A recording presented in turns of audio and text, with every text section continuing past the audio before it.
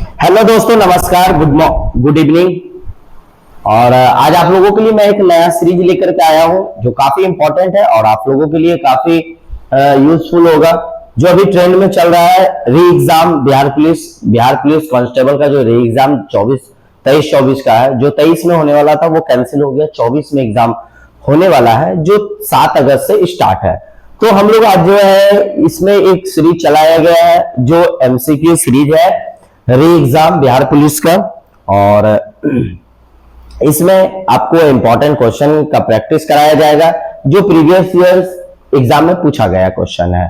तो इसमें आपको इस सीरीज में बताया जाएगा 7 अगस्त, 11 अगस्त और जो भी 18-25 जो भी एग्जाम है, आपको उसका इंपॉर्टेंट एग्जाम बेस पर यहां पर सीरीज बताया जा रहा है, जिसमें कि आपको हिस्ट्री का क्वेश्चन रहेगा, पॉलिटी का क्वेश्चन रहेगा, ज्योग्राफी का क्वेश्चन और इकोनॉमिक्स का क्वेश्चन आपको इसमें मिक्स किया हुआ रहेगा।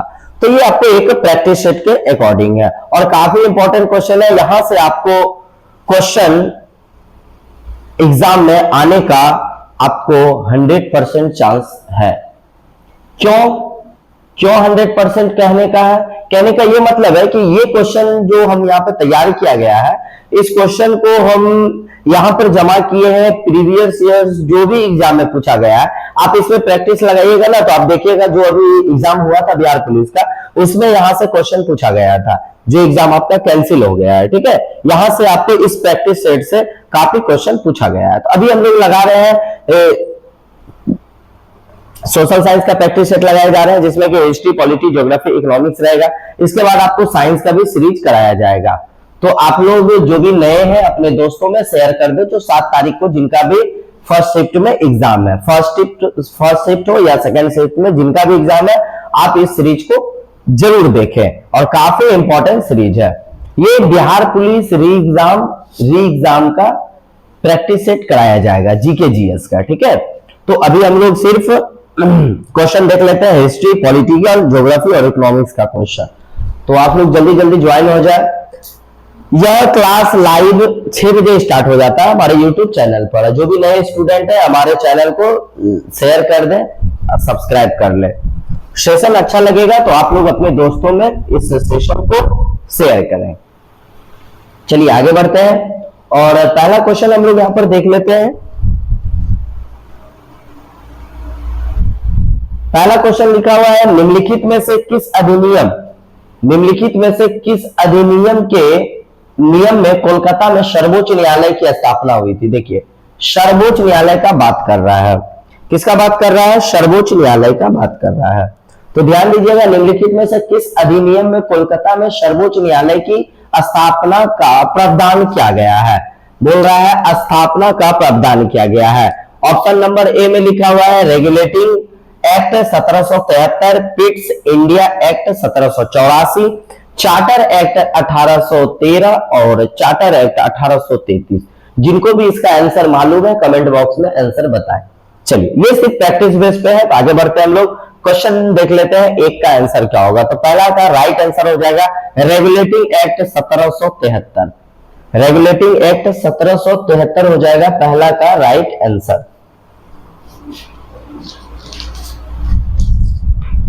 आगे बढ़ेंगे क्वेश्चन नंबर 2। क्वेश्चन नंबर 2 देख लेते हैं क्या बोलता है। निम्नलिखित में से किससे भारत में अंग्रेजी शिक्षा की नींव पड़ी है? देखिए, अब हमारे पास समय कम है तो हम क्या करेंगे, अब जितना से ज्यादा प्रैक्टिस सेट करेंगे। ठीक है, प्रैक्टिस लगाएंगे, प्रीवियस क्वेश्चन का सेट प्रैक्टिस करेंगे, क्योंकि अब हमारे पास डीप पे पढ़ने के लिए समय नहीं है। अब हमारे पास क्या है, सिर्फ क्वेश्चन को देखना है, और उसका आंसर लगाना है। ठीक है, क्वेश्चन देखना है और आंसर लगाना है, देखना है ये क्वेश्चन हमसे सॉल्व हो रहा है या नहीं हो रहा है। आप जितना ज्यादा से ज्यादा क्वेश्चन को सॉल्व कर सकते हैं। ठीक है, आगे बढ़ते हैं। निम्नलिखित में से किससे भारत में अंग्रेजी शिक्षा की नींव पड़ी है? बोलता है निम्नलिखित में से शिक्षा किससे भारत में अंग्रेजी शिक्षा का नींव पड़ा है, तो वो बताना है। इसका राइट आंसर क्या हो जाएगा? बोल रहा है 1813 का चार्टर एक्ट नियम या general committee of public instruction 1823 या प्राचीन एवं अंग का विवाद। तो ये तो होगा नहीं, ये तो प्राचीन काल का बात बोल रहा है और यहां पर बोल रहा है क्या अंग्रेजी शिक्षा का नींव पड़ा है। तो यहाँ पर देखिए इसका राइट आंसर क्या हो जाएगा, तो इसका राइट आंसर ए हो जाएगा, ऑप्शन नंबर ए, केवल 1 और 2। बोलिए 1813 का चार्टर अधिनियम एक्ट और general committee of public instruction 1823, ये हो जाएगा इसका राइट आंसर। राइट आंसर क्या हो जाएगा, ऑप्शन नंबर ए। ठीक है, आगे बढ़ते हैं क्वेश्चन नंबर 23। इस सीरीज में आपको मात्र 25 क्वेश्चन का सीरीज कराया जाएगा, सिर्फ प्रैक्टिस क्वेश्चन। ठीक है, आगे बढ़ते हैं क्वेश्चन नंबर 2। क्वेश्चन नंबर 2 में बोलता है किस अधिनियम के द्वारा, क्वेश्चन नंबर 2 बोल रहा है किस अधिनियम, देखिए प्रैक्टिस सेट है, जिनको आंसर मालूम है आप कमेंट बॉक्स में आंसर लिखें। किस अधिनियम के द्वारा ब्रिटिश संसद ने चाय, देखिए ब्रिटिश संसद ने चाय और चीन के साथ व्यापार को छोड़कर ईस्ट इंडिया कंपनी के भारत के साथ व्यापारिक एकाधिकार के समाप्त कर दिया था, बताइए। बोलता है कि किस अधिनियम, कौन सा अधिनियम के द्वारा ब्रिटिश संसद ने चाय और चीन के साथ व्यापार को छोड़कर ईस्ट इंडिया कंपनी के साथ भारत के साथ व्यापारिक एकाधिकार के समाप्त कर दिया था, बताइए। इसका राइट आंसर क्या हो जाएगा, क्वेश्चन नंबर 3 का राइट आंसर क्या हो जाएगा, क्वेश्चन नंबर 3 का राइट आंसर क्या हो जाएगा, charter act 1813, charter act 1813, charter act 1833, charter act 1873, charter act 1853। इसका राइट आंसर क्या हो जाएगा, तो इसका राइट आंसर हो जाएगा charter act 1813, option number A हो जाएगा इसका राइट आंसर। आगे बढ़ेंगे, किस अधिनियम ने भारतवासियों को अपने देश के प्रशासन में कुछ हिस्सा लेने का संभव बनाया, किस अधिनियम ने भारतवासियों को अपने देश के प्रशासन में कुछ हिस्सा लेने का संभव बनाया, चार्टर एक्ट 1833, चार्टर एक्ट 1853 या गवर्नमेंट ऑफ इंडिया 1858 या इंडियन काउंसिलिंग एक्ट 1861, बताइए। Charter act 1833, charter act 1853, government of India 1858 या इंडियन काउंसिलिंग एक्ट 1861। इसका राइट आंसर बताइए क्या हो जाएगा, 4 का राइट आंसर बोलिएगा।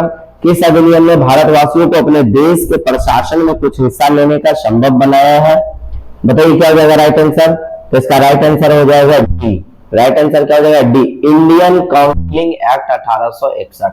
इंडियन काउंसिलिंग एक्ट 1861 में क्या बोला था, भारतवासियों को अपने देश के प्रशासन में कुछ हिस्सा लेने का भाग है। ठीक है, आगे बढ़ते हैं क्वेश्चन नंबर 5, फटाफट हम लोग प्रैक्टिस करेंगे। क्वेश्चन नंबर 5, हमारे पास समय कम है, जिनका भी 7 तारीख को एग्जाम है आप लोग इस सेशन को जरूर देखें, अंत तक देखें, काफी इंपॉर्टेंट क्वेश्चन सब है इसमें। प्रीवियस ईयर्स के बेस पर ये सेशन को चलाया जा रहा है, जिनका 7 अगस्त को एग्जाम है। चलिए, बोर्ड का कंट्रोलर की स्थापना किस अधिनियम के अंतर्गत की गई थी, बोर्ड के कंट्रोलर की स्थापना किस अधिनियम के अंतर्गत की गई थी, बताइए। इसका right answer, Pitt's India act 1784, charter act 1833, charter act 1833, regulating act 1873, act of settlement 1781, बताइए इसका राइट आंसर क्या हो जाएगा। क्वेश्चन नंबर 5 का राइट आंसर क्या हो जाएगा, पिट्स इंडिया एक्ट 1884, इसका राइट आंसर हो जाएगा। 5 का राइट आंसर क्या हो जाएगा, पिट्स इंडिया एक्ट 1784, याद रखिएगा, पिट्स इंडिया एक्ट 1784 इसका क्या हो जाएगा, राइट आंसर हो जाएगा। 5 का राइट आंसर ए हो जाएगा। 6 नंबर क्वेश्चन को देख लीजिए क्या है, निम्नलिखित में से भारत का पहला वायसराय, देखिए बोलता है कि निम्नलिखित में से भारत का पहला वायसराय कौन बना और किस अधिनियम के अंतर्गत बना। तो देखिए क्वेश्चन नंबर क्या है, 6, क्वेश्चन नंबर का राइट आंसर क्या हो जाएगा, निम्नलिखित में से भारत का पहला वायसराय बताइए कौन है, पहला वायसराय कौन है, Lord William Bentinck, Lord Canning, Lord Mountbatten या वारेन हेस्टिंग। तो राइट आंसर क्या हो जाएगा, 6 का राइट आंसर बी हो जाएगा। राइट आंसर क्या हो जाएगा, लॉर्ड कैनिंग। लॉर्ड कैनिंग जो है भारत का पहला वायसराय थे, भारत का पहला वायसराय कौन थे, लॉर्ड कैनिंग थे। ठीक है, आगे बढ़ते हैं क्वेश्चन नंबर 7। क्वेश्चन नंबर 7 हम लोग देखते हैं। क्वेश्चन नंबर 7 बोलता क्या है कि किस अधिनियम द्वारा भारत भूषण ब्रिटिश पार्लियामेंट के अधीन चल गया था। ये जो भारत अधिनियम के द्वारा जो भारत में भूषण जो था वो ब्रिटिश पार्लियामेंट के अधीन चला गया था। तो कौन से अधिनियम के अंतर्गत, कौन से अधिनियम के अंतर्गत भारत भूषण ब्रिटिश पार्लियामेंट के अधीन चला गया था? इसका राइट आंसर क्या हो जाएगा, आप लोग कमेंट करके बताइए। राइट आंसर क्या है? भारत सरकार अधिनियम 1958, भारत सरकार अधिनियम 1858, भारत सरकार अधिनियम 1935, भारत परिषद अधिनियम 1861। इसका राइट आंसर बोलिए। 7 का राइट आंसर क्या होगा? 7 का राइट आंसर क्या होगा? 6 का राइट आंसर, 6 का कमेंट आ रहा है। 6 का राइट आंसर क्या बताए थे? 6 का राइट आंसर बी बताए थे, लॉर्ड कैनिंग। आप लोग देख लीजिए, बहुत बच्चे का कमेंट आ रहा है, लॉर्ड कैनिंग बी हो जाएगा आपको। आगे बढ़ते हैं। 7 का बताइए क्या है? किस अधिनियम द्वारा भारत भूषण ब्रिटिश पार्लियामेंट के अधीन चला गया था? क्वेश्चन नंबर 7 का राइट आंसर क्या हो जाएगा? बी 1858। क्या हो जाएगा? भारत सरकार अधिनियम 1858, ऑप्शन नंबर बी इसका राइट आंसर हो जाएगा। 7 का राइट आंसर क्या हो जाएगा? ऑप्शन नंबर बी भारत सरकार अधिनियम 1858। आगे बढ़ते हैं क्वेश्चन नंबर 8। क्वेश्चन नंबर 8 है, किस अधिनियम ने ईसाई मिशनरियों को भारत में प्रवेश और धर्म प्रचार की अनुमति दी है? देखिए, ईसाई मिशनरियों को क्या किया? प्रवेश करने का, भारत में प्रवेश किया, प्रवेश करने के बाद उसको धर्म प्रचार प्रसार करने का भी अनुमति दिया है। तो कौन सा अधिनियम के द्वारा बताइए? Charter act 1793, charter act 1813, charter act 1833 या टाटा ट्रैक्टर 1853? बताइए 8 का राइट आंसर क्या हो जाएगा? 8 का राइट आंसर हो जाएगा charter act 1813, option number B. 8 का राइट आंसर क्या हो जाएगा? Option number B charter act 1813 ईस्वी हो जाएगा। बोलता है ईसाई मिशनरियों को भारत में प्रवेश करने का और धर्म प्रचार प्रसार करने का अनुमति किस अधिनियम में दी गई है? तो चार्टर एक्ट 1813 ईस्वी में दिया गया है। आगे बढ़ेंगे क्वेश्चन नंबर 9। क्वेश्चन नंबर 9 में बोलता है मोर्ले मिंटो सुधार अधिनियम किस नाम से जाना जाता है? मार्लो मिंटो जो है ये किस नाम से जाना जाता है, इसको बताइए आप लोग। किस अधिनियम जो है वो कौन सा अधिनियम है जिसको हम लोग मार्लो मिंटो के नाम से जानते हैं? बताइए। तो इसका राइट आंसर बताइए क्या हो जाएगा? भारत परिषद अधिनियम 1909, भारत परिषद अधिनियम 1909, भारतीय शासन अधिनियम 1919, भारतीय शासन अधिनियम 1935, भारतीय स्वतंत्रता 1947। इसका राइट आंसर बताइए क्या हो जाएगा? तो मार्लो मिंटो सुधार अधिनियम जो नाम से जाना जाता है वो है आपका भारत परिषद अधिनियम 1909। राइट आंसर क्या हो जाएगा? ए। 9 का राइट आंसर क्या हो जाएगा? ए हो जाएगा। 9 का राइट आंसर क्या हो जाएगा? ए हो जाएगा, भारत परिषद अधिनियम 1909। आगे बढ़ेंगे, मैकाले समिति की नियुक्ति कब की गई थी? बताइए, मैकाले समिति की नियुक्ति कब की गई थी? क्या 1853 में किया गया था, 1854, 1855, 1856? तो इसका राइट आंसर हो जाएगा बी 1854 ईस्वी में मैकाले समिति की नियुक्ति की गई थी। मैकाले समिति की नियुक्ति की गई थी 1854 ईस्वी में। मैकाले समिति की नियुक्ति की गई थी 1854 ईस्वी में। आगे बढ़ेंगे क्वेश्चन नंबर हम लोग देखेंगे, हम लोग अब यहां से देखेंगे क्वेश्चन नंबर 11। क्वेश्चन नंबर 10 हो गया ना, 11 नंबर देखेंगे। क्वेश्चन नंबर 11, क्वेश्चन नंबर 11 देखिए। क्वेश्चन नंबर 11 में बोलता है अखिल भारतीय संघ की स्थापना किस अधिनियम के द्वारा किया गया था? याद रखिएगा, यहाँ पे बोलता है अखिल भारतीय संघ की स्थापना किस अधिनियम के द्वारा किया गया था, मतलब अंतर्गत किया गया था। क्या रेगुलेटिंग एक्ट के अंतर्गत किया गया था, चार्टर एक्ट अधिनियम के द्वारा 1833 का, या रेगुलेटिंग एक्ट 1793 का, या भारत शासन अधिनियम 1935 का? इनमें से कोई नहीं। इसका राइट आंसर क्या हो जाएगा? 11 का राइट आंसर। 11 का राइट आंसर बताइए आप लोग। 11 का राइट आंसर हो जाएगा भारत शासन अधिनियम 1935। भारत शासन अधिनियम 1935 ऑप्शन नंबर सी राइट हो जाएगा। अखिल भारतीय संघ की स्थापना किस अधिनियम के अंतर्गत है? तो याद रखिएगा 1935 का अधिनियम के अंतर्गत आता है। ठीक है, भारत शासन अधिनियम 1935। क्वेश्चन नंबर 12, क्वेश्चन नंबर 12 बोलता है कि भारतीय संविधान के अधिकांश प्रावधान प्रभावित हुए हैं। बताइए कौन सा अधिनियम जो है भारतीय संविधान के अंतर्गत, कौन सा संविधान, कौन सा अधिनियम जो सबसे ज्यादा प्रभावित हुआ है? बताइए भारतीय संविधान के अधिकांश प्रावधान प्रभावित हुए हैं। इसका राइट आंसर क्या हो जाएगा? 12 का राइट आंसर बताइए आप लोग। 12 का राइट आंसर क्या हो जाएगा? 12 का राइट आंसर ए हो जाएगा, ऑप्शन नंबर ए, भारतीय शासन अधिनियम 1935। ये सबसे ज्यादा प्रभावित हुए हैं। आगे बढ़ेंगे क्वेश्चन नंबर 13। क्वेश्चन नंबर 13 देख लेते हैं। क्वेश्चन नंबर 13 देख लेते हैं हम लोग। क्वेश्चन नंबर 13, क्वेश्चन नंबर 13 में बोलता है कि संघीय न्यायालय की स्थापना किस वर्ष हुआ है? संघीय न्यायालय की स्थापना किस वर्ष हुआ है? संघीय न्यायालय की स्थापना कब हुआ है? बताइए, क्या 1935 में हुआ है? 1935, 1932, 1937, 1940? बताइए कब हुआ है? संघीय न्यायालय की स्थापना कब हुआ है? तो संघीय न्यायालय की स्थापना जो है 1937 में हुआ, याद रखिएगा 1937।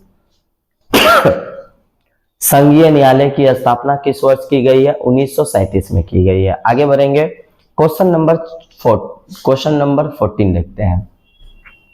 क्वेश्चन नंबर 14 क्या बोलता है? किस अधिनियम के तहत लोक सेवा आयोग का गठन किया गया है?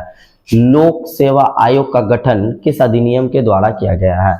भारत परिषद अधिनियम 1861, भारत परिषद अधिनियम 1893, भारत शासन अधिनियम 1909, भारत शासन अधिनियम 1919। बताइए इसका राइट आंसर क्या हो जाएगा? 14 का राइट आंसर क्या हो जाएगा? आप लोग फटाफट कमेंट करके बताइए। तो 14 का राइट आंसर हो जाएगा भारत शासन अधिनियम 1919, ऑप्शन नंबर डी। 14 का राइट आंसर क्या हो जाएगा? ऑप्शन नंबर डी हो जाएगा कि लोक सेवा आयोग का जो गठन किया गया था वो भारत शासन अधिनियम 1919 के अंतर्गत किया गया था। कोई भी पूछे आपसे कि भारत में किस अधिनियम के अंतर्गत लोक सेवा आयोग का गठन किया गया है? लोक सेवा आयोग का गठन किया गया है तो वो किया गया था भारत शासन अधिनियम 1919। आगे बढ़ते हैं क्वेश्चन नंबर 15 की ओर। जो भी छात्र अभी जुड़े हैं, नए जुड़े हैं, आप ये सेशन को अंत तक देखें, काफी इंपॉर्टेंट है। जो बिहार पुलिस के एग्जाम दे रहे हैं, ठीक है, बिहार पुलिस के जो भी एग्जाम देने वाले छात्र हैं, 7 तारीख, 18 तारीख, 25 तारीख, 11 तारीख, जो भी आप एग्जाम दे रहे हैं, जिस भी डेट को, उनके लिए ये काफी इंपॉर्टेंट क्वेश्चन किया गया है। इसके बाद आपको यहाँ पर करंट अफेयर्स का भी वीडियो का प्रैक्टिस सेट कराया जाएगा। करंट अफेयर्स का भी प्रैक्टिस सेट कराया जाएगा। उसके बाद आपको साइंस का भी प्रैक्टिस सेट कराया जाएगा। तो आप लोग हमारे चैनल को ज्यादा से ज्यादा शेयर करें अपने दोस्तों में, और वीडियो अच्छा लगे तो आप लोग जरूर सब्सक्राइब करें। चलिए क्वेश्चन नंबर 15 देख लेते हैं। क्वेश्चन नंबर 15 बोलता है कि वायसराय के कार्यपालिका परिषद के सदस्य बनने वाले प्रथम भारतीय कौन थे? बोलता है कि कौन वायसराय के कार्यपालिका परिषद के सदस्य बनने वाले प्रथम भारतीय कौन थे? पंडित जवाहरलाल नेहरू, जेपी कृपलानी, सत्येंद्र प्रसाद सिंह, पंडित जवाहरलाल नेहरू, जेबी कृपलानी और डॉक्टर भीमराव अम्बेडकर। बताइए क्या हो जाएगा? राइट आंसर इसका क्या हो जाएगा? 15 का। 15 में बोलता है कि भारत के कार्यपालिका परिषद के सदस्य बनने वाले प्रथम भारतीय कौन थे? प्रथम भारतीय कौन थे? तो प्रथम भारतीय कौन थे? तो इसका राइट आंसर हो जाएगा ए, सत्येंद्र प्रसाद सिंह। सत्येंद्र प्रसाद सिंह हो जाएंगे right answer. Question number 16, question number 16 बोलता है संविधान के किस भाग में ग्राम पंचायत की स्थापना की? संविधान के किस भाग में ग्राम पंचायत का स्थापना का बात कही गई है? बताइए ग्राम पंचायत का बात किया गया है किस भाग में? संविधान के किस भाग में ग्राम पंचायत का बात किया गया है? और बताइए 16 का राइट आंसर क्या हो जाएगा? 16 का राइट आंसर क्या हो जाएगा? तो 16 का राइट आंसर क्या हो जाएगा? भाग 3 में किया गया है पंचायत का बात। भाग 4 में, भाग 5, भाग 6। बताइए राइट आंसर क्या हो जाएगा। ग्राम पंचायत का बात किस भाग में किया गया है स्थापना का, तो उसका राइट आंसर हो जाएगा बी, ऑप्शन नंबर बी, भाग 4 में।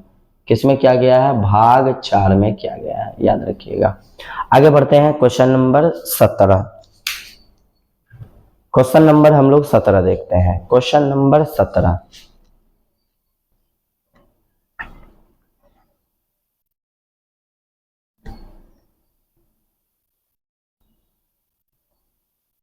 क्वेश्चन नंबर 17 बोलता है कि भारतीय नागरिकों के मूल कर्तव्यों का विवरण संविधान के किस अनुच्छेद में किया गया है। बात करता है कि भारतीय नागरिकों के मूल कर्तव्यों का विवरण संविधान के किस अनुच्छेद में किया गया है, याद रखिएगा।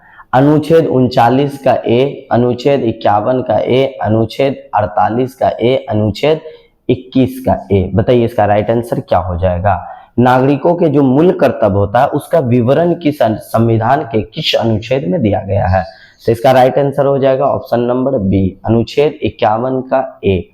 ठीक है, इसका राइट आंसर क्या हो जाएगा, अनुच्छेद 51 का ए। भारतीय संविधान, ये अनुच्छेद 51 ए में क्या है, मूल कर्तव्यों का विवरण दिया गया है। मूल कर्तव्यों का विवरण दिया गया है भारतीय नागरिकों के। ठीक है, भारतीय नागरिकों के मूल कर्तव्यों का विवरण दिया गया है अनुच्छेद 51 ए में। आगे बढ़ेंगे, क्वेश्चन नंबर 18 देखेंगे। भारतीय संविधान को कितने भागों में विभाजित किया गया है। भारतीय संविधान को कितने भागों में विभाजित किया गया है।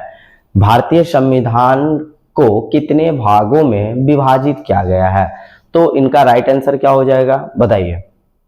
राइट आंसर क्या हो जाएगा, भाग 16, भाग 24, भाग 20, भाग 22। बताइए भारतीय संविधान को कितने भागों में बांटा गया है। काफी इंपॉर्टेंट और काफी इजी क्वेश्चन है। बच्चे वहां पे जाके ऑप्शन को सही से देखते नहीं है और टिक लगा देते हैं, तो वहां पर आंसर उनका गलत हो जाता है। याद रखिएगा, भाग 22 में क्या है, संविधान को विभाजित किया गया है। कितने भागों में विभाजित किया गया है, 22 भागों में। याद रखिएगा, 22 भागों में विभाजित किया गया है संविधान को। ठीक है, आगे बढ़ते हैं। क्वेश्चन नंबर 18 का क्या बोल रहा था, भारतीय संविधान को कितने भागों में विभाजित किया गया है, तो 22 भागों में विभाजित किया गया है। आगे बढ़ेंगे, क्वेश्चन नंबर अब हम लोग देख लेंगे 18 के बाद 19।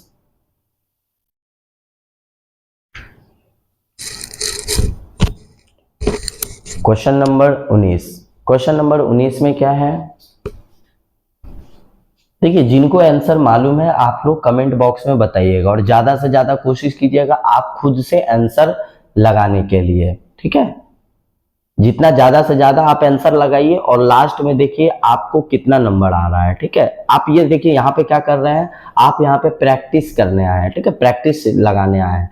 आप यहाँ से आप अपने अनुमान लगा सकते हैं कि अभी तक में जो आप इतना क्लास किए हैं, ये जो प्रैक्टिस किए हैं, क्या आपका प्रैक्टिस किस बेस पर है, किस तरह से आप प्रैक्टिस कर चुके हैं। क्योंकि जब यहाँ पर आप आंसर लगाते हैं ना, तो आप जब एग्जाम हॉल में जाते हैं आपके पास क्वेश्चन मिलता है, आप जब क्वेश्चन आपके पास आता है तो यहाँ जो प्रैक्टिस लगा के जा रहे हैं, यहाँ जो आपके पास जो आंसर जो आप लगा रहे हैं, आपका जो यहाँ स्कोर हो रहा है, इससे आपका कॉन्फिडेंस बढ़ेगा। तो एग्जाम हॉल में आपके पास कॉन्फिडेंस रहेगा और वहां पे भी आप अच्छे से एग्जाम हॉल में भी क्वेश्चन को सॉल्व कर सकते हैं, क्वेश्चन को इजी में बना सकते हैं। ठीक है, आप वहां पे देखिए क्वेश्चन को पढ़ते के साथ आप ऑप्शन ढूंढिए, ये ऑप्शन कहां पर है। ठीक है, क्वेश्चन पढ़िए, क्वेश्चन को पढ़ने के बाद थोड़ा समझिए और ऑप्शन, यहाँ पर ऑप्शन को सही से पढ़ना, चारों ऑप्शन पढ़ा कीजिए। ठीक है, जैसे यहाँ पर क्वेश्चन पढ़े ना, क्वेश्चन पढ़ लिए, अंत हुआ, अब ऑप्शन को पढ़िए। क्या होता है, क्वेश्चन पढ़े, ऑप्शन जब पढ़े तो आपके माइंड में क्लिक करता है कि इसका आंसर ये होना चाहिए। ठीक है, तो आप ऑप्शन में आप टिक लगा सकते हो। होता क्या है, क्वेश्चन पढ़ लिए और ऑप्शन में टिक आप मार दिए। आप पहले ऑप्शन को तो देखिए, चारों ऑप्शन पढ़ लीजिए।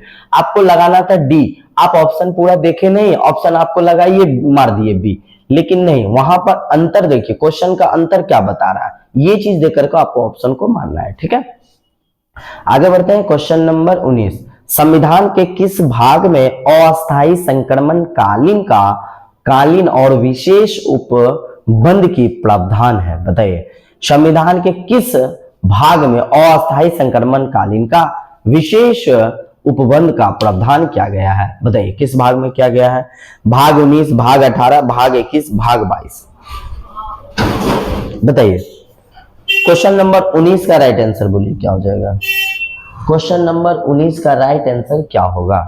क्वेश्चन नंबर 19 का राइट आंसर क्या होगा? क्वेश्चन नंबर 19 का राइट आंसर सी। यहां पे देखिए क्या है, भाग 18, भाग 19, भाग 21, भाग 22। ऑप्शन क्या हो जाएगा? सी राइट आंसर। सी क्या है? भाग 21। भाग 21 में क्या है? संविधान के किस भाग में अस्थायी संक्रमण का बात करेगा? तो भाग 21 याद रखिएगा।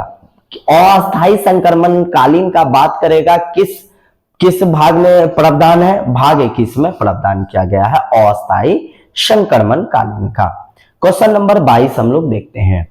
Question number 20। क्वेश्चन नंबर 20 में क्या बोलता है? संविधान के किस भाग में संविधान संशोधन की प्रक्रिया किया गया है? बोलता है संविधान के किस भाग में संविधान संशोधन की प्रक्रिया का उल्लेख किया गया है?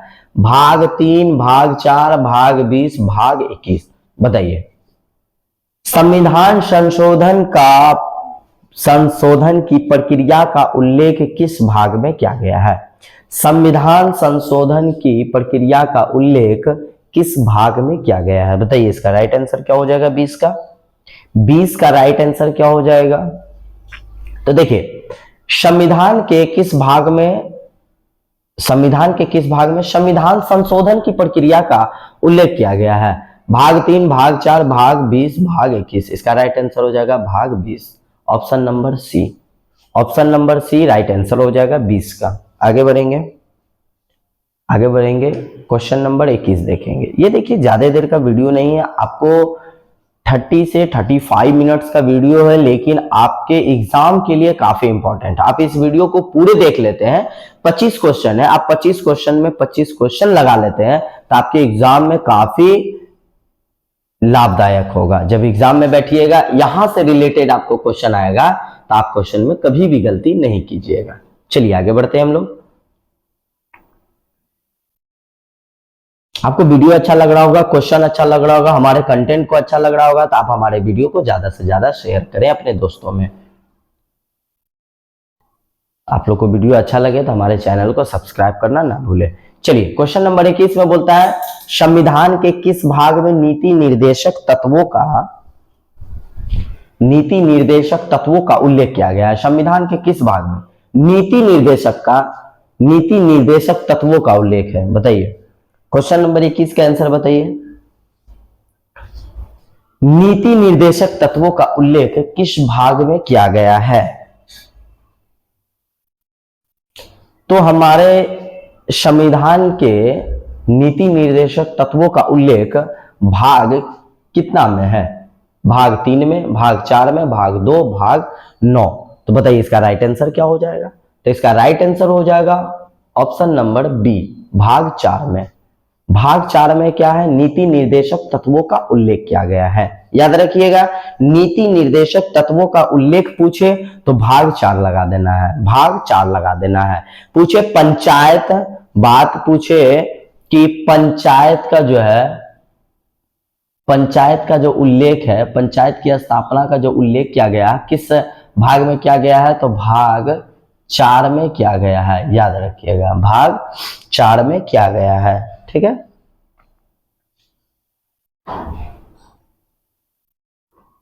चलिए आगे बढ़ते हैं हम लोग। बोलता है कि संविधान के किस भाग में तीनों सोपानों में पंचायतें बनाने की परिकल्पना की गई है? बताइए संविधान के किस भाग में तीनों सोपानों में पंचायतें बनाने की परिकल्पना की गई है? भाग 9, भाग 10, भाग 11, भाग 12। बताइए किस भाग में किया गया है? क्वेश्चन नंबर 22 संविधान के किस भाग में तीनों सोपानों में पंचायतें बनाने की परिकल्पना की गई है? ऑप्शन नंबर बताइए।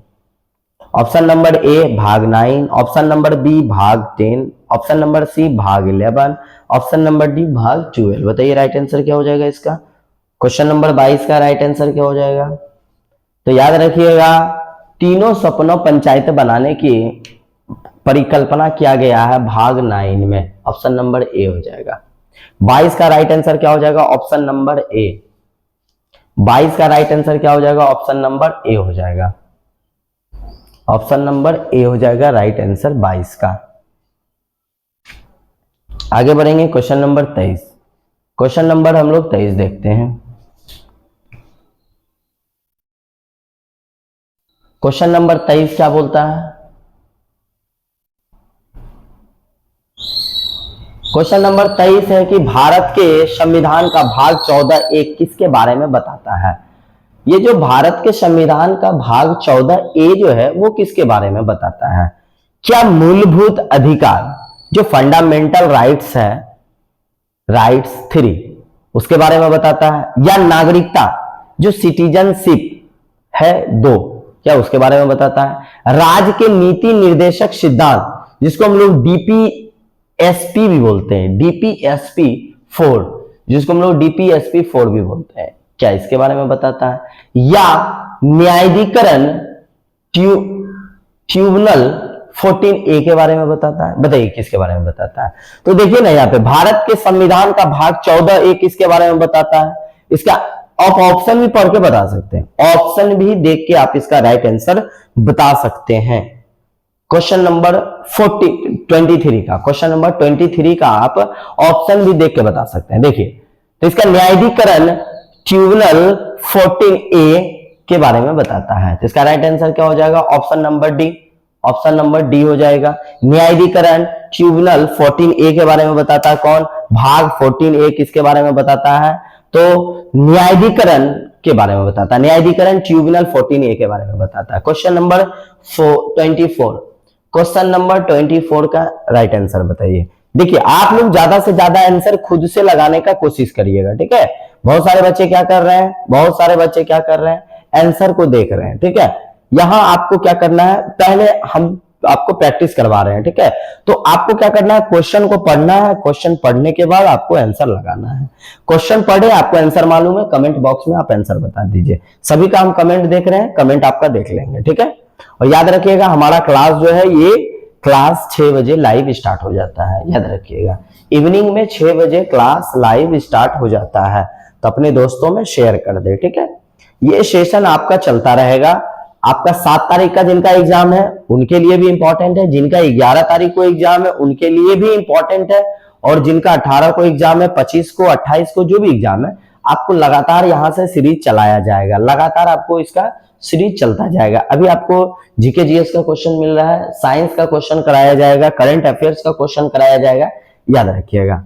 आगे बढ़ते हैं, क्वेश्चन नंबर हम लोग देख लेते हैं। हम लोग अब देखते हैं क्वेश्चन नंबर 24।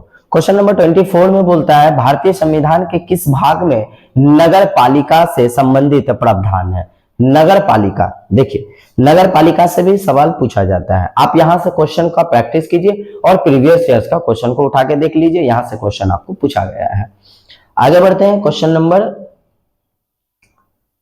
24, भारतीय संविधान के किस भाग में नगर पालिका से संबंधित है?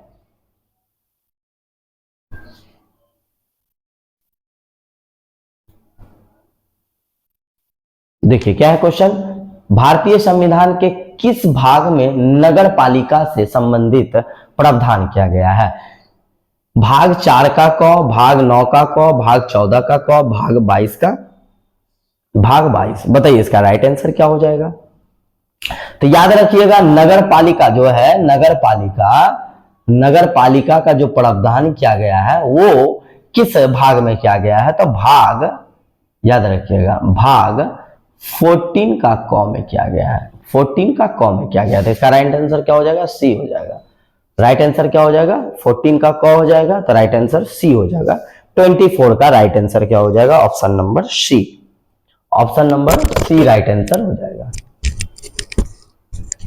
आगे बढ़ते हैं, क्वेश्चन नंबर अब हम लोग देख लेते हैं, question number 25। Question number 25,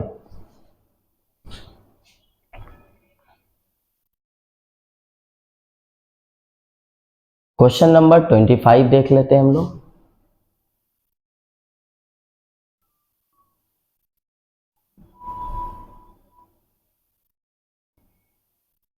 question number 25, संविधान के भाग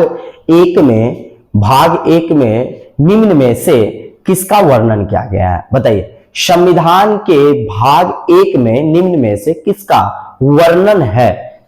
ठीक है, काफी बच्चे का कमेंट आ रहा है सर कुछ क्वेश्चन को बढ़ा दीजिए। ठीक है, काफी बच्चे का कमेंट आ रहा है कि सर क्वेश्चन का सीरीज को आगे बढ़ाइए। काफी अच्छा क्वेश्चन है, thank you. Good evening. Rahul Kumar, Abhishek Kumar, thank you. Shiv Kumar, thank you. Good evening Shiv Kumar. चलिए आप लोग, तो आपका जो ये क्वेश्चन है ना, इसको हम बढ़ा देते हैं। इसका जो है हम लोग जो है ना आज 40 क्वेश्चन कर लेते हैं। क्या कर लेते हैं आज? 40 क्वेश्चन का हम लोग आज यहाँ पे सीरीज चला लेते हैं। ठीक है, 40 क्वेश्चन कर लेते हैं, फिर आगे आपको हम फिर अगला क्वेश्चन बताएंगे। ठीक है, तो चलिए यहाँ पे देख लेते हैं 25 में संविधान के भाग एक में निम्न में से किसका वर्णन किया गया है? बताइए, भाग एक में किसका वर्णन है? याद रखिएगा, और ये पॉलिटिकल का क्वेश्चन है और काफी इंपॉर्टेंट क्वेश्चन है। ये VBI क्वेश्चन है, इसको लगा लीजिए, VBI क्वेश्चन। संविधान के भाग एक में निम्नलिखित में से किसका वर्णन किया गया है? संविधान के भाग एक में वर्णन किया गया किसका? संघ और उसका राज्य क्षेत्र, नागरिकता का, मूल अधिकार का, या राज्य या नीति निर्देशक तत्व का। बताइए 25 का राइट आंसर क्या हो जाएगा? तो 25 का राइट आंसर क्या हो जाएगा आप लोग को पता है? 25 का राइट आंसर हो जाएगा ए, ऑप्शन नंबर ए हो जाएगा, संघ और उसके राज्य के क्षेत्र। ठीक है, याद रखिएगा संविधान के भाग एक में किसका बात किया गया? संघ और उसका राज्य क्षेत्र। चलिए आगे बढ़ते हैं, क्वेश्चन नंबर 26। क्वेश्चन नंबर 26 में बोलता है, संघीय कार्यपालिका की व्याख्या संविधान के किस भाग में की गई है? संघीय कार्यपालिका की व्याख्या संविधान के किस भाग में किया गया? संघीय कार्यपालिका का व्याख्या किया गया है किस भाग में? बताइए, भाग 2 में, भाग 3 में, भाग 4 में, भाग 5 में। बताइए किस में किया गया है? संघीय कार्यपालिका का किस भाग में किया गया है? 26 का राइट आंसर बताइए क्या हो जाएगा? याद रखिएगा, संघीय कार्यपालिका की व्याख्या जो है वो भाग 5 में किया गया है। राइट आंसर डी हो जाएगा। भाग 5 में क्या किया गया? देखिए, भाग 5 में क्या किया गया है? संघीय कार्यालय क्या है? संघीय कार्यपालिका की बात किया गया है। कार्यपालिका, ठीक है, कार्यपालिका का। भाग 4 में क्या किया गया है? पंचायतों की स्थापना। ठीक है, पंचायतें की स्थापना का बात किया गया है, याद रखिएगा। ठीक है,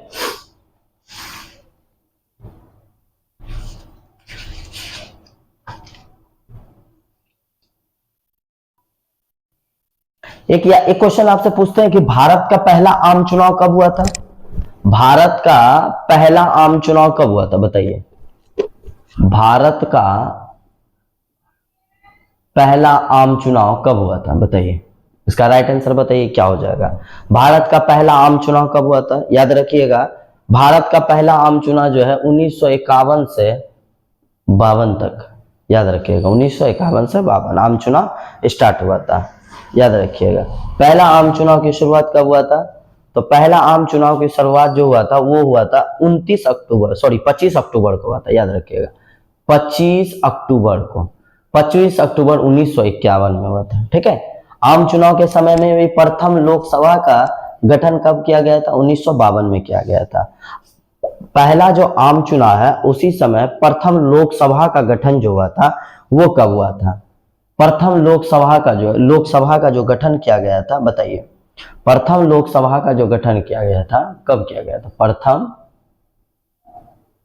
लोकसभा का गठन किया गया था तो कब किया गया था? बताइए, वो किया गया था 1952 में किया गया था। याद रखिएगा, 1952 में किया गया था। इसी समय, जिस समय जो भारत में पहला आम चुनाव का आम चुनाव हुआ था स्वतंत्र भारत में, पहला आम चुनाव जो हुआ था वो हुआ था 25 अक्टूबर 1951 में, ठीक है, 1951 में हुआ था। और अंत जो हुआ था, जो अंत हुआ था, ये तो जैसे कि पहला स्टार्ट हुआ था कब, स्टार्ट कब हुआ था, स्टार्ट हुआ था आपको 25 अक्टूबर 1951 में। अब बोलेगा कि एंडिंग बताइए, तो एंडिंग डेट बताइए, तो क्या बताइएगा, तो एंडिंग डेट जो बताइएगा, जो ये अंत हुआ था, ये अंत हुआ था आपको फरवरी में हुआ था। कब हुआ था, फरवरी में हुआ था, 21 फरवरी को, याद रखिएगा 21 फरवरी 1952 में इसकी समाप्ति हुई थी। आम चुनाव जो स्टार्ट हुआ था वो हुआ था 25 अक्टूबर 1951 में, और ये जो स्टार्ट हुआ था और एंड हुआ था कब, 21 फरवरी 1952 को, ठीक है। तो हम लोग 25 क्वेश्चन देख लिया, आगे बढ़ते हैं। क्वेश्चन नंबर हम लोग 27 देखते हैं, ठीक है। क्वेश्चन नंबर अब हम लोग 27 देखते हैं। आप लोग जितना बात है यहाँ पे आप लोग स्क्रीनशॉट ले सकते हैं। क्वेश्चन नंबर अब आगे देख लेते हैं हम लोग। क्वेश्चन नंबर 27, एक मिनट, इसको थोड़ा हम साफ कर देते हैं। जो लिख लिए होंगे बहुत अच्छा, और देखिए कुछ कुछ क्वेश्चन ऐसा लिखाते हैं, उसको आप लोग नोट डाउन कर लिया कीजिए, क्योंकि क्वेश्चन आप जब वहां जाते हैं तो आप पढ़ के जाते हैं इस तरह से, और क्वेश्चन वहां पे थोड़ा घुमा के पूछ देगा, तो वहां पर आप आंसर मिस नहीं कीजिएगा, उसका आंसर वहां पे दे दीजिएगा। आगे बढ़ते हैं क्वेश्चन नंबर 27। क्वेश्चन नंबर 27 हम लोग देखते हैं, और क्वेश्चन नंबर 27 बोलता है कि भारतीय नागरिकों के मूल कर्तव्यों का विवरण संविधान के किस भाग में है। देखिए नागरिकों का मूल कर्तव्य किस भाग में है, बताइए, भाग 1, भाग, बताइए क्या हो जाएगा इसका राइट आंसर। बोलता है कि भारतीय नागरिकों के मूल कर्तव्यों का विवरण संविधान के किस भाग में, भाग 1, भाग 4 का क, भाग 2, भाग 4, बताइए क्या हो जाएगा इसका राइट आंसर। 27 का राइट आंसर क्या हो जाएगा, तो 27 का राइट आंसर क्या हो जाएगा, मूल कर्तव्यों का किस भाग में है, भारतीय नागरिकों के मूल कर्तव्यों का विवरण किस भाग में है, तो याद रखिएगा 27 का राइट आंसर क्या हो जाएगा, 27 का राइट आंसर बी हो जाएगा, भाग 4 का क में। क्या हो जाएगा राइट आंसर बी, भाग 4 का क में क्या है, भारतीय नागरिकों के मूल कर्तव्य भाग कितना है, भाग 4 का क में, याद रखिएगा भाग 4 का क में। संविधान के किस भाग में मूल अधिकार का उल्लेख मिलता है। देखिए इस तरह से क्वेश्चन आपसे पूछेगा, आप कंफ्यूज कर जाइएगा, लगातार आपको इस तरह का क्वेश्चन एक दो पूछ दिया तो आप कंफ्यूज कर जाइएगा किसका क्या राइट आंसर होगा, ठीक है। तो वहां पर आपको समझना है, क्वेश्चन को पढ़ना समझना और वहां पे आंसर देना है। पहला क्वेश्चन बोला था 27 में कि भारतीय नागरिकों के मूल कर्तव्यों का विवरण संविधान के भाग किस भाग में है, तो भाग 4 का क में है। अब यहाँ पे क्वेश्चन नंबर 28 में बोल दिया है संविधान के किस भाग में मूल अधिकार का उल्लेख किया गया है। देखिए बोलता है संविधान के किस भाग में मूल अधिकार का बात किया गया है, मूल अधिकार का, भाग 2, भाग 3, भाग 4, भाग 5, बताइए किस भाग में किया गया है।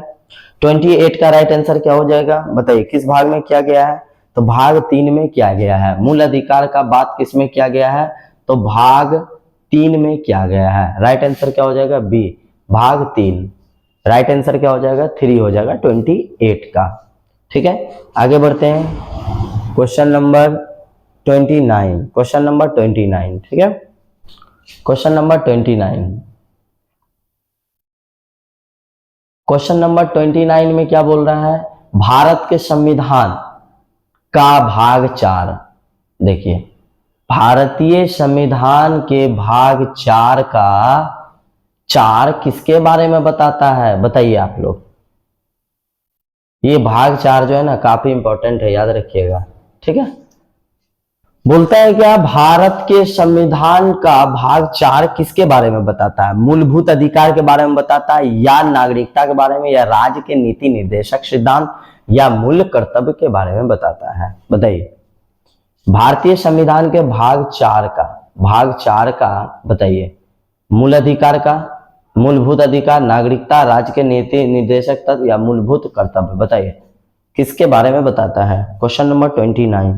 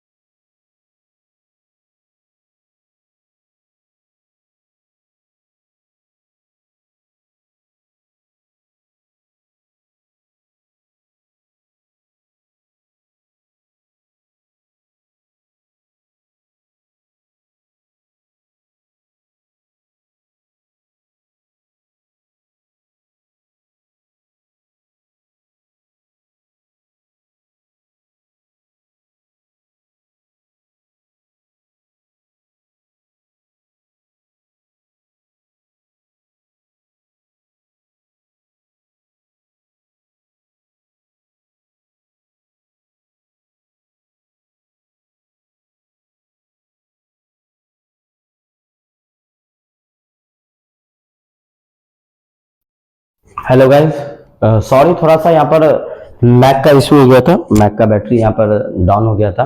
तो चलते हैं आगे, हम लोग 23 क्वेश्चन नंबर देख लेते हैं। और कुछ क्वेश्चन में देखिएगा यहाँ पर आपका आवाज नहीं आ रहा होगा तो आप लोग कमेंट कर दीजिएगा किस क्वेश्चन में आपका वॉइस नहीं पहुंच रहा है, तो उसको सही किया जाएगा। चलिए आगे बढ़ते हैं, हम लोग क्वेश्चन नंबर 23 देख लेते हैं। क्वेश्चन नंबर 33, संविधान के किस अनुच्छेद में संविधान संशोधन की प्रक्रिया किया गया है? संविधान के किस अनुच्छेद में संविधान संशोधन की प्रक्रिया का उल्लेख है? याद रखिएगा, क्वेश्चन नंबर 33 का राइट आंसर क्या हो जाएगा? तो यहां पर देखिए राइट आंसर हो जाएगा 33 का राइट आंसर क्या हो जाएगा? 368, ऑप्शन नंबर बी। बोल रहा है संविधान संशोधन की प्रक्रिया। संविधान संशोधन की प्रक्रिया जो है वो आर्टिकल किस में किया गया है? तो आर्टिकल याद रखिएगा, आर्टिकल 368 में किया गया है। ठीक है, अनुच्छेद 368 में किया गया है, याद रखिएगा option number B. Right answer क्या हो जाएगा? ऑप्शन नंबर बी हो जाएगा। आगे बढ़ेंगे क्वेश्चन नंबर 24। क्वेश्चन नंबर 24 में बोलता है संविधान के किस अनुच्छेद में मूल अधिकारों का उल्लेख किया गया है? संविधान के किस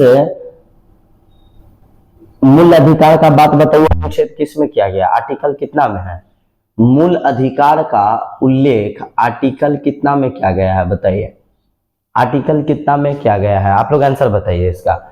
अनुच्छेद 14 से 18 में किया गया, 12 से 35 में किया गया, या 36 से 51 हो जाएगा? यहाँ पे क्या हो जाएगा? 36 से 51 हो जाएगा, 36 से 51 या 52 से 61, बताइए इसका राइट आंसर क्या होगा? बताइए क्वेश्चन नंबर 34 का बताइए राइट आंसर क्या हो जाएगा कि मूल अधिकारों का उल्लेख मिलता है आर्टिकल कितना से कितना तक? बताइए 34 का राइट आंसर क्या हो जाएगा?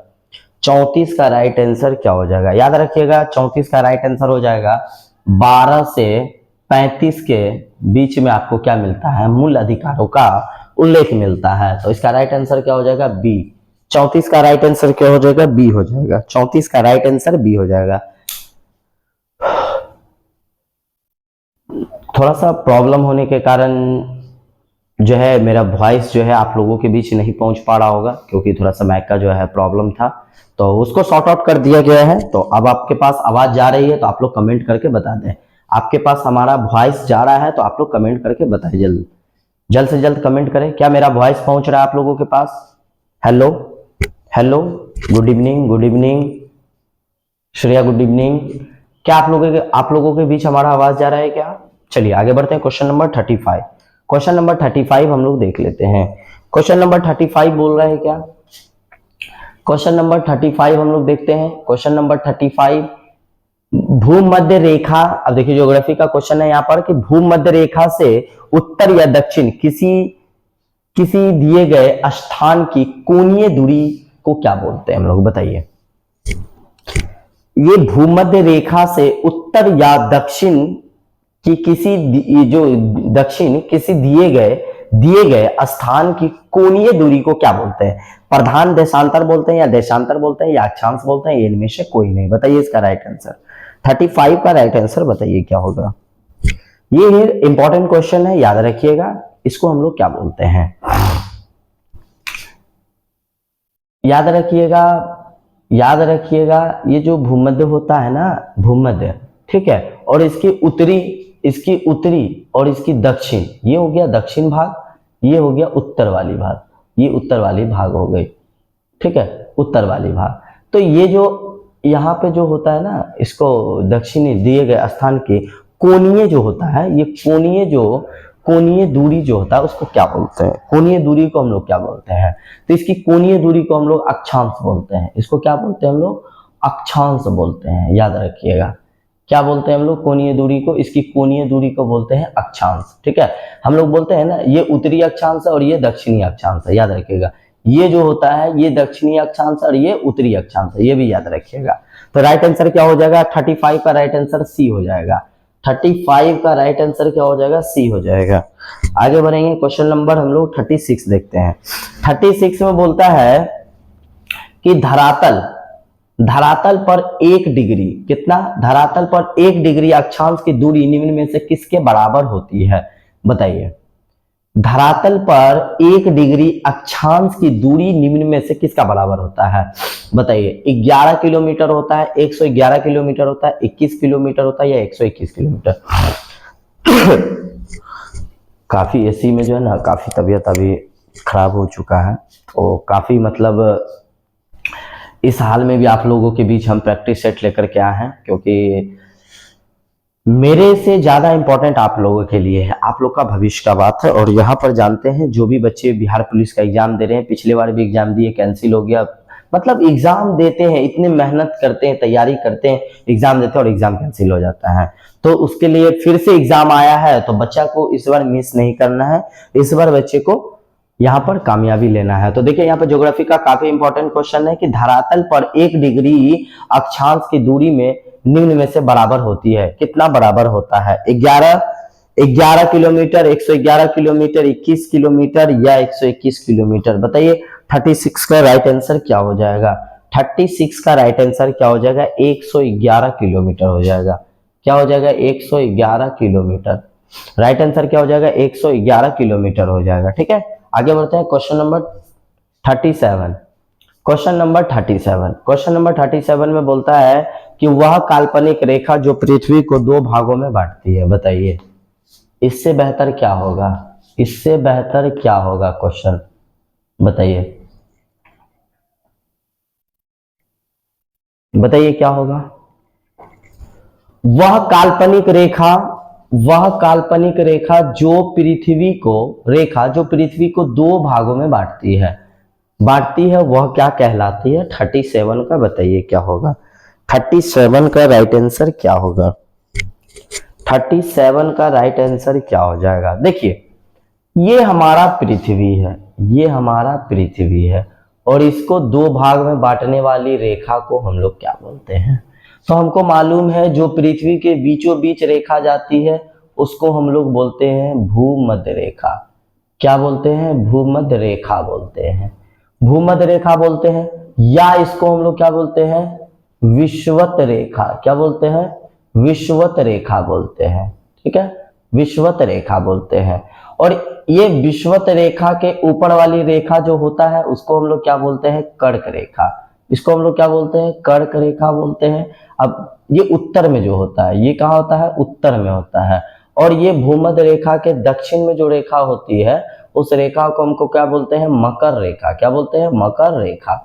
याद रखिएगा, क्या बोलते हैं?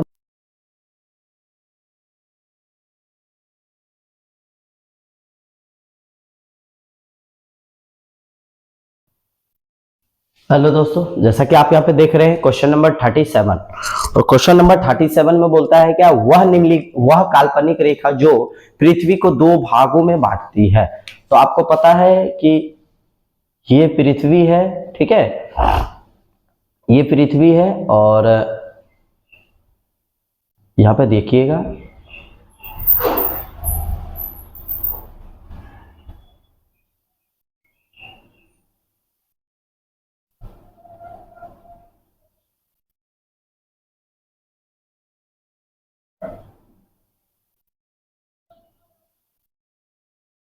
देखिए ये पृथ्वी होती है और आपको पता है ये उत्तरी अक्षांश है, ये उत्तरी अक्षांश है और ये दक्षिणी अक्षांश है। ठीक है, दक्षिणी अक्षांश है। और ये बीच वाली रेखा को जो बोलते हैं ना, पृथ्वी के बीचों बीच वाली रेखा जो होती है इसको हम लोग बोलते हैं भूमध्य रेखा। क्या बोलते हैं? भूमध्य रेखा बोलते हैं, याद रखिएगा। और ये भूमध्य रेखा के उत्तर साइड में जो एक रेखा होती है उसको हम लोग कर्क रेखा बोलते हैं। क्या बोलते हैं? कर्क रेखा बोलते हैं। और ये भूमध्य रेखा से जो दक्षिण में जो एक रेखा होती है उसको हम लोग मकर रेखा बोलते हैं। क्या बोलते हैं? मकर रेखा बोलते हैं। तो इसका राइट आंसर क्या हो जाएगा? वह काल्पनिक रेखा जो पृथ्वी को 2 भागों में बांटती है उसको हम लोग क्या बोलते हैं? Question number 37। क्वेश्चन नंबर 37 का राइट आंसर हो जाएगा क्या? भूमध्य रेखा। क्या हो जाएगा? भूमध्य रेखा। ऑप्शन नंबर ए भूमध्य रेखा हो जाएगा। अब आगे आते हैं हम लोग क्वेश्चन नंबर 38। दोनों ध्रुव को जोड़ने वाली वह काल्पनिक रेखा जो भूमध्य रेखा को समकोण पर प्रतिच्छेद करती है वह क्या कहलाती है? देखिए बोलता है वह दोनों ध्रुव को जोड़ने वाली वह काल्पनिक रेखा जो भूमध्य रेखा और समकोण पर प्रतिच्छेद करती है। दोनों कोणों को, एक कोण और 2 कोण, दोनों कोण को जोड़ने वाली जो रेखा होती है उस रेखा को हम लोग क्या बोलते हैं बताइए? मध्याह्न बोलते हैं, देशांतर बोलते हैं, अक्षांश, या इनमें से कोई नहीं? बहुत इंपॉर्टेंट क्वेश्चन है, याद रखिएगा। Question number 38, question number 38, question number 38 का राइट आंसर क्या हो जाएगा? देखिए, ये दोनों ध्रुवों को जो जोड़ने का काम करता है, उत्तरी ध्रुव और दक्षिणी ध्रुव की, ये देखिए ये है, और यहाँ पर क्या है, ये हो गया उत्तरी ध्रुव, ये हो गया दक्षिणी ध्रुव। इस दोनों कोण को प्रतिच्छेद जो करती है, दोनों को जोड़ती है, उसको हम लोग बोलते हैं देशांतर रेखा। इसको क्या बोलते हैं? देशांतर रेखा। याद रखिए, क्या बोलते हैं? देशांतर रेखा बोलते हैं, याद रखिएगा। ठीक है, तो इसका राइट आंसर क्या हो जाएगा? Option number B. 38 का राइट आंसर क्या हो जाएगा? ऑप्शन नंबर बी हो जाएगा। आगे बढ़ते हैं, question number 39, question number 39, question number 39 क्या बोलता है? दो देशांतर रेखाओं का, देखिए क्वेश्चन नंबर 39 बोलता है, दो देशांतर रेखाओं के बीच की दूरी निम्न में से किस नाम से जानी जाती है? किस नाम से जानी जाती है बताइए? दो देशांतर रेखाओं के बीच की दूरी को किस नाम से जानी जाती है? तो इसका राइट आंसर क्या हो जाएगा? 39 का राइट आंसर क्या हो जाएगा बताइए? दो देशांतर रेखाओं के बीच की दूरी निम्न में से किस नाम से जानी जाती है?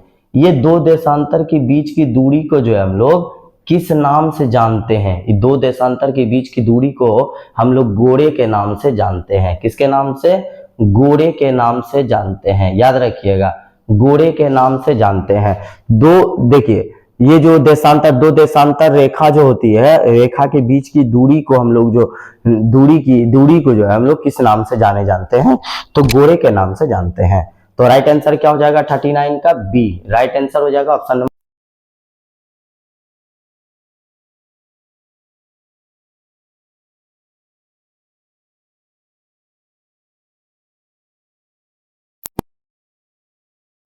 इसको इस सेशन का लास्ट क्वेश्चन है, एक देशांतर से दूसरे देशांतर के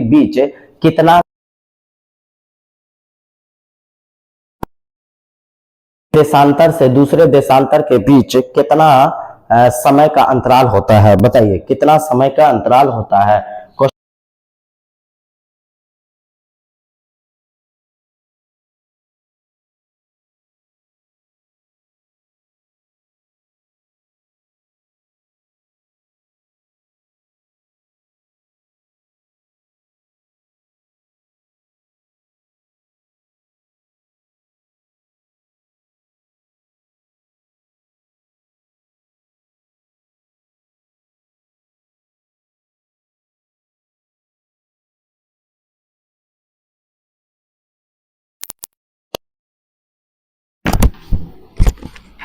क्वेश्चन नंबर 40 का राइट आंसर क्या हो जाएगा बताइए?